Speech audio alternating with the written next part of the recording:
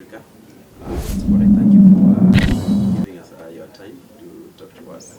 And just briefly, beginning with the introduction, I would like you to please give us an overview of the progress of Vision 2030, given that you only have barely 6 years to the year 2030. So, as a country, where are we?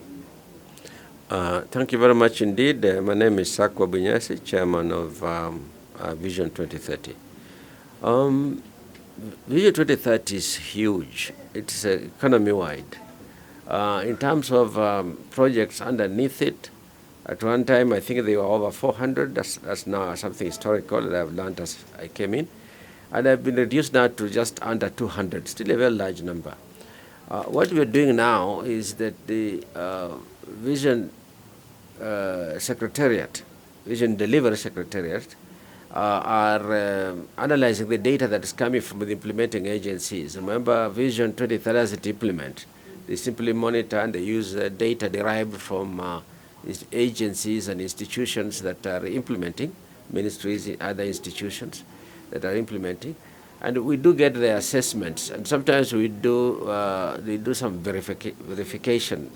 I remember, for example, last week I was out somewhere in the coast, and there was a project they said was 80% complete. And when I got there, certainly some work had been done, but it's been a long while. So clearly there are areas that might require validation and so on. But overall, we're trying to get a single index that will tell us, are we 50%, 60%? That's what people are looking for.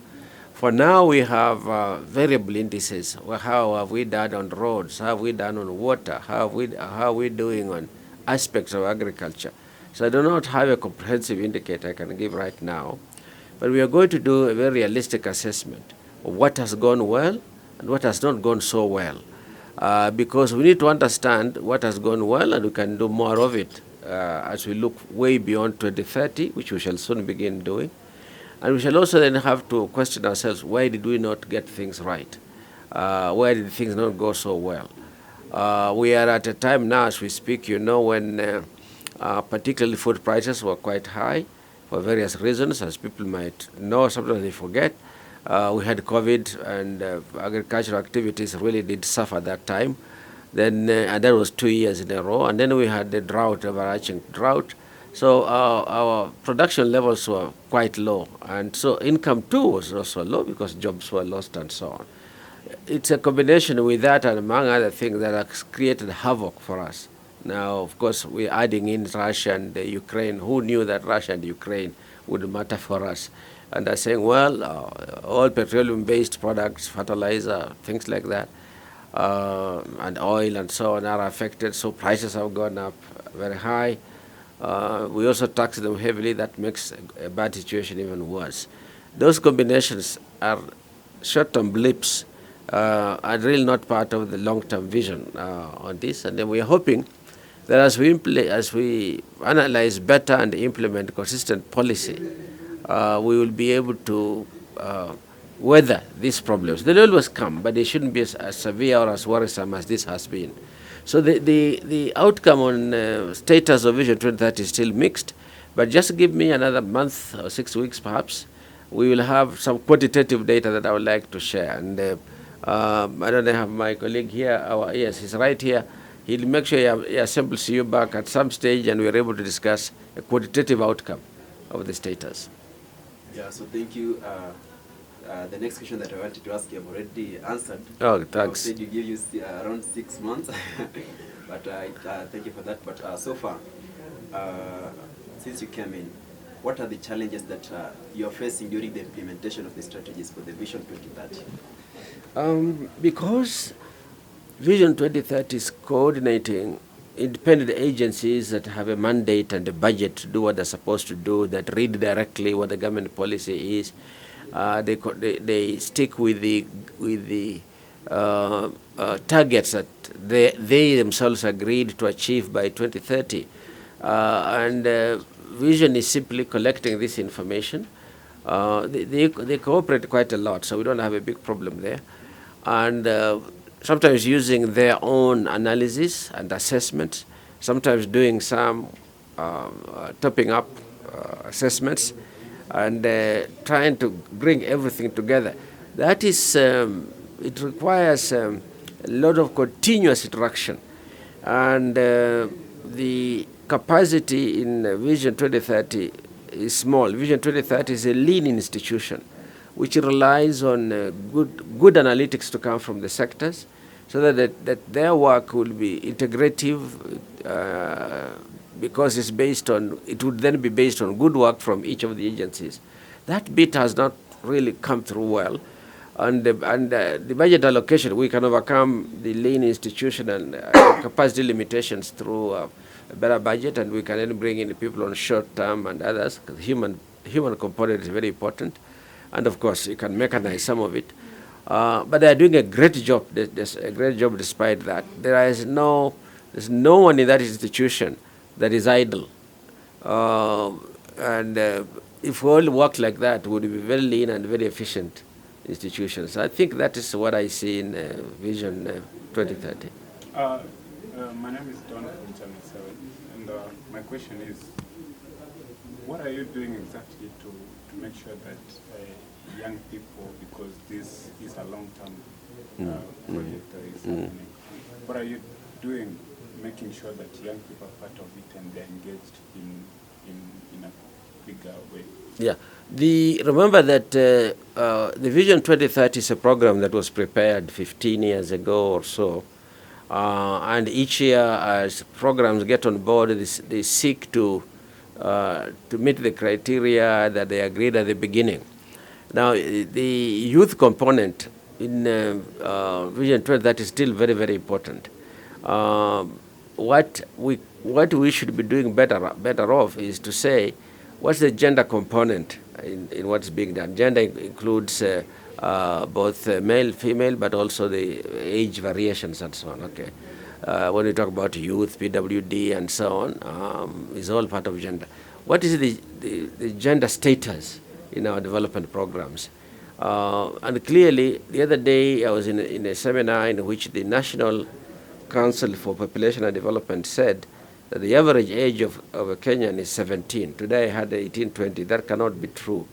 Let me take 17 as the true one, because it was said by the agency that is home to all the analytics around our population, our data, the demographic side of it.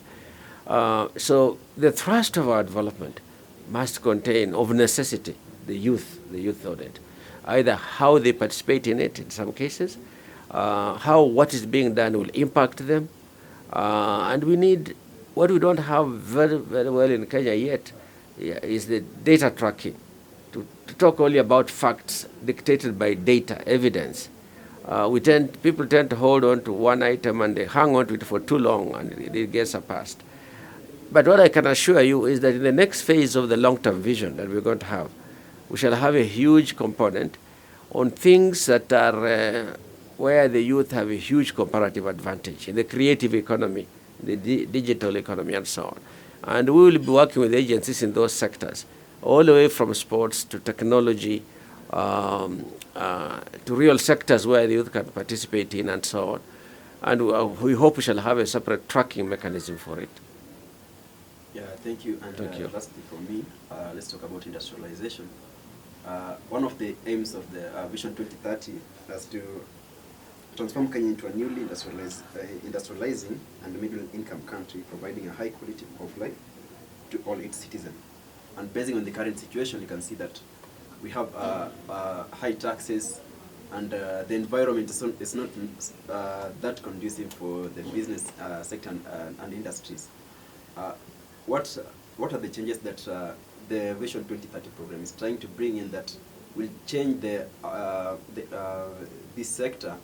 That we can say that after, when this 2030 reaches, you can say that there's these changes that were made. This was made here that made the business sector to be conducive for those people in the business industry. So, yeah, I can say that I think in almost all over the world, nobody likes to pay taxes. I personally pay, but I don't like to pay taxes. Maybe it's the same. But even though that's how we feel about taxes, we still pay taxes all across the world. I think in Kenya, the resistance to taxes is it's come at a time when job losses have been significant, when the growth of exports, when the overall production indices are low, so people are unemployed, they are not receiving the incomes they normally receive. Maybe dependency rates have risen, I don't know. But when you increase any tax at that moment, then you are making a difficult situation at the household level even more difficult. I think that's why there is resistance. But I'm glad that people have accepted a fair number of changes in taxes, largely increases. Of course, fuel is obvious one. The increased taxation in technology, in communication, and so on. People are still making their calls. The telephone companies will tell us if the number of minutes has reduced or not. I don't know that it has. But at the same time, I'm finding a lot of creative sources of income that has come now, which also is attracting new taxes. It's expanding the base. Taxes are the revenue that we use to finance expenditures. In dealing with this kind of situation, you can't just look at how we raise revenue. You must also look at how to control expenditures. Is there something we don't need to do now? And if you don't do it, you need that much less tax around it. And the feeling has been that maybe the cutback in taxes side has not been as aggressive as the attempt to increase revenue. I know when the president came in, he did have an austerity measure in which he cut, I think, 300 billion from the budget, and we all felt that would be a bit of a relief. But then new things came in to take place. That's why I think the taxes haven't come down as much as they should. Taxes have many dimensions, but two important ones are that are you increasing tax on the same item to collect a higher rate of tax than before, or are you expanding across to many new ones? We have a bit of both. On the fuel, it's taxed upon earlier taxes that were high, but fuel prices globally are quite high. But because we are also going into new areas, people who never used to pay tax, and now after a while, after they get used to the idea, they're paying taxes. And if services are going to be provided, maybe we shall stabilize about that. Maybe, perhaps, just a quick one, because I know Vision 2030 is something that has seen so many two presidents, three former presidents and one current one. Yeah. And maybe my question is, with all these presidents, have they been part of this project? Are they engaging you so that they can be able to, so that you can be able to be in one level as as the organizing team from Vision 2030 and the team on the presidential side? Are you working together as a team, or it's Okay. Remember, when the Vision 2030 started, the President Kibaki initiated that, and he gave it a lot of attention, and it had, as you remember, you may not remember, but it had a big impact at the time. Now everybody in the public and private sector talks about the 2030 vision. That was a lot of work they did, and President Kibaki was a sound economist. He had been all his life. So he liked to sort of look at the long term, and he was patient enough to say, you don't get there overnight, but you have the building blocks to get there, and you must make sure you're building those blocks, you're putting up those blocks. And when he left, the incoming president President Uhuru continued it, but he didn't have the same zeal as the founder. But he did survive. There are elements of it that they didn't look at with great attention. But then he came in with Agenda 4, which was 4 key areas around health, around manufacturing, and so on, that he thought we should monitor and were most important. That has been done.